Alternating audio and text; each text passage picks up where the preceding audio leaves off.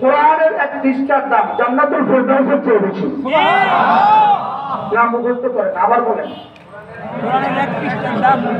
কোরআনের এক পৃষ্ঠার দাম কত?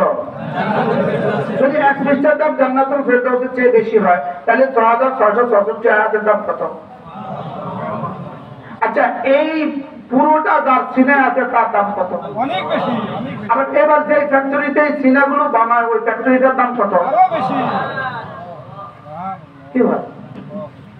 قل بفضل الله وبرحمته فبذلك فليفرحوا هو خير مما يجمعون।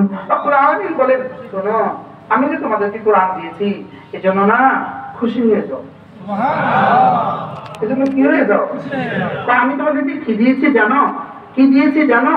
কোরআন এক পৃষ্ঠা, কোরআন এক আয়াত। এটার দাম কত জানো?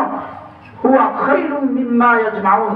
সারা পৃথিবীর সমুদায় সমস্ত মানুষ, সমস্ত জিন যদি সম্পদ জমা করে, সম্পদ জমা করতে করতে জমিন থেকে আসমান পর্যন্ত যদি হীরার পান্না দিয়ে ভরে দেয়, যে পরিমাণ হবে কোরআন ওয়ার এক পৃষ্ঠা তার চেয়ে শ্রেষ্ঠ। কি হয়?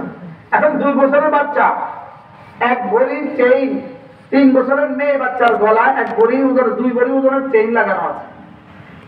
বাবা সিঙ্গাপুর থেকে আসছে, মামা সিঙ্গাপুর থেকে দিছে, ও চেন চলে রাস্তায় গেছে, আর আরেকজনের 2 টাকার চকলেট দিয়ে চেন চলে গেছে। আমি তোমার একটা চকলেট দিব, তুমি চেনটা দিয়ে দাও।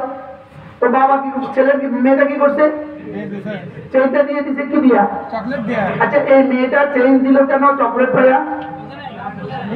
বলেন, সে কোনটা দামি, কোনটা বেদামি? সে চকলেটকে কি মনে করছে, আর চেনকে কি মনে করছে? ঠিক এই বাচ্চা যেই পরিমাণ সমজদার, এদেশের যে মানুষগুলো তার সন্তানকে কোরআন শিখায় না, তারা এই পরিমাণ সমজদার। গুণা বুঝতে পারি না। কি বুঝছেন বলেন? কি বুঝছি?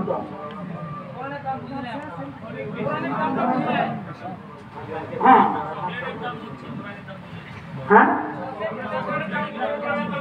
সবাই বলেন। চকলেটের দাম বুঝা হীরার চেইন দিয়ে দিল কেন? বুঝে যে এই জন্য, বুঝদার যে এই জন্য, সমুদ্র এই জন্য, বুদ্ধিমান এই জন্য, নাকি না বোকা এই জন্য? বলে না।